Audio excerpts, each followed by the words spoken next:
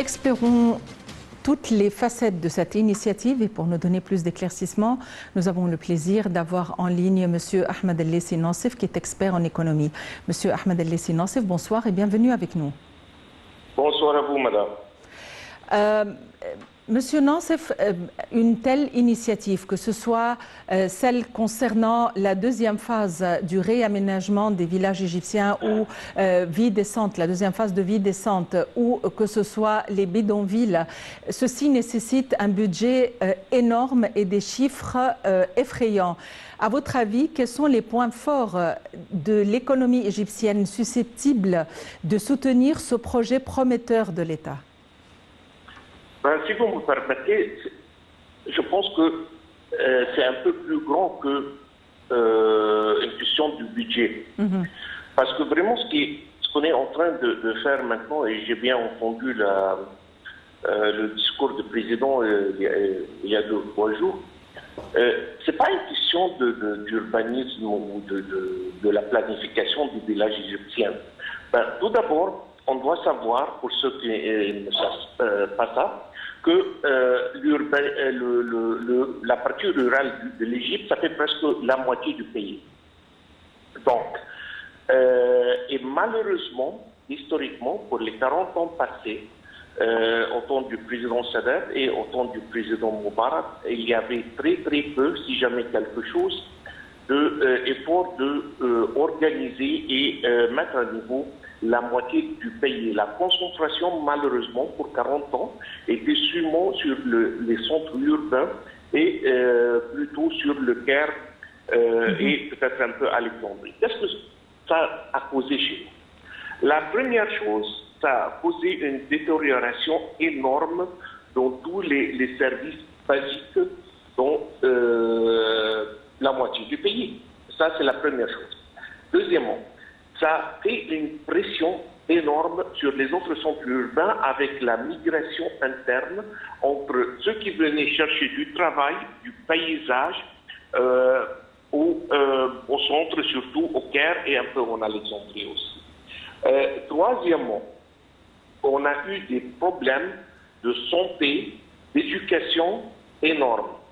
Donc, comment je vois ce projet? Je vois ce projet que vraiment le président Sisi est en train de faire un changement très intéressant. On avait eu toujours des discours que les Égyptiens, vous êtes en train de faire une croissance énorme, blablabla. On a entendu ça pour des années.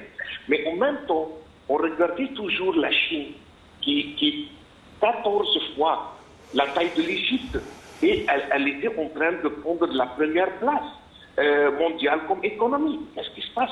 C'est pas une question de taille, ou pas de taille seulement, parce que si c'est la taille seulement, on a toujours des problèmes. Mais ce qu'il est en train de faire, le président là, il est en train de transformer la dépendance des villages, qui sont 50% de la population, de la prendre de l'autre côté, de la prendre un peu comme la Chine, d'introduire la productivité dans 50% de la population, qui est énorme. Mais on ne peut pas faire ça si les gens ne sont pas en train de vivre d'une façon, disons, humaine. Je me rappelle très bien du président, il y a, je ne me rappelle pas, presque 3 ou 4 années, ok, même peut-être plus. Et il est sorti, il a dit quelque chose que je trouvais que c'était un mot dur à entendre pour chaque Égyptien, mais c'était aussi vrai. Et là, c'est le courage qu'il a mis. Et ce qu'il a dit, le président, il a dit que il y avait des gens, il n'a pas nommé, ou des pays, il a dit les autres, se moquaient des Égyptiens et de la façon de vivre des Égyptiens. Mais moi, je ne veux pas rester les mains croisées en regardant ça. Je veux changer ça. Et c'est pour la première fois que je vois dans 40 ans que quelqu'un est en train de changer ça. Vraiment. Donc, on est en train, et ce n'est pas seulement question de construire des bâtiments ou avoir un service sanitaire, c'est un peu plus grand que ça. Parce que si on met les roues sur le rail comme on voit, si vous voulez. Ok, qu'est-ce qui va se passer? On va avoir de moins en moins des problèmes de santé. On va avoir la 50%, la moitié d'une population énorme comme celle de l'Égypte, bien éduquée. Donc, ils vont contribuer à la croissance du pays. Donc, au lieu qu'aujourd'hui, ou pour les 40 ans passés, c'était un problème, ça va devenir une opportunité. Et c'est ça la stratégie qu'on est en train de suivre. Et je pense que c'est la bonne chose à faire, mais ça prend beaucoup de courage parce que ce que j'adore avec cette administration, qu'ils se mettent face au problème. Ils ne prennent pas les stratégies qu'on a vues surtout au temps du président Sadat et un peu au président Moubarak. Ils ne sont pas en train de mettre le sable au-dessus du tapis. Okay? Ils sont en train de gérer les problèmes, les comprendre et faire quelque chose. Okay? Peut-être que ça ne va pas être 100%, mais il y a la volonté, il y a des plans stratégiques pour fixer des choses. Et des très bien. Ce ne sont pas des problèmes qui viennent aujourd'hui. Hein. Ce sont des problèmes qui datent pour 40 ans, qui fait que c'est 10 fois plus difficile de les fixer. Monsieur Ahmed El-Lessi Nassif, vous êtes expert en économie. Je vous remercie infiniment pour votre intervention. Et à présent, nous vous laissons avec un aperçu des activités présidentielles de la semaine.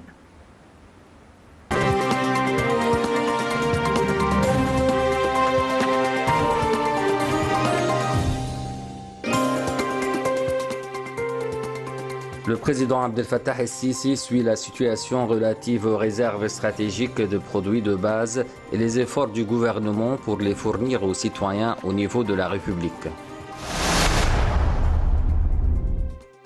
Le président de l'autorité nationale du contentieux, le conseiller Hossein Mustafa Fathi, prête serment devant le président Abdel Fattah el-Sisi. Le président Abdel Fattah el-Sisi suit les efforts de l'État pour développer les véhicules de transport public et les transports lourds en s'appuyant sur des sources d'énergie alternatives, notamment le gaz naturel et l'électricité. Le président Abdel Fattah el-Sisi envoie un télégramme de condoléances au premier ministre irakien pour les victimes de l'incendie de l'hôpital universitaire d'El Hossein dans le gouvernorat de Zikar en Irak.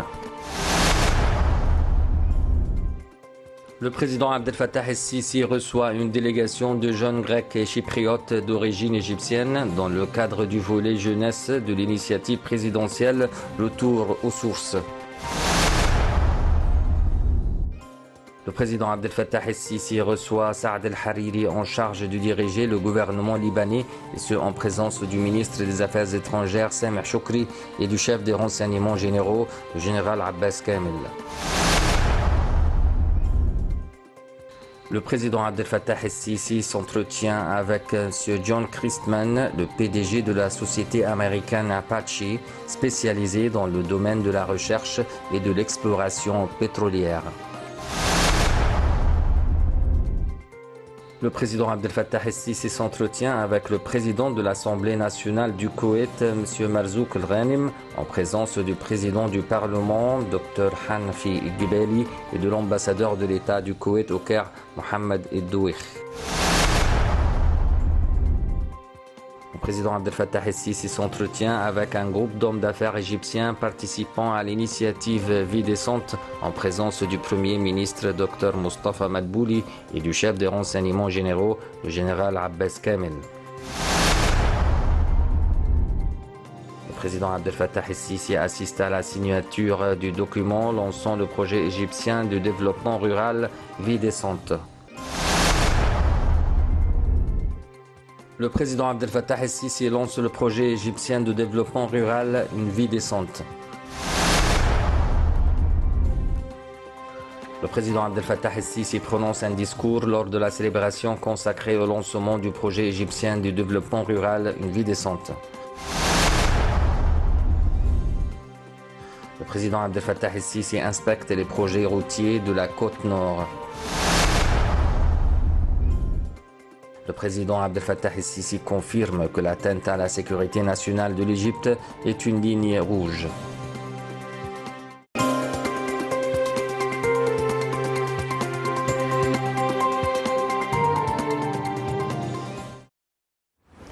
Fin de cette édition de Direct. Merci de l'avoir suivi.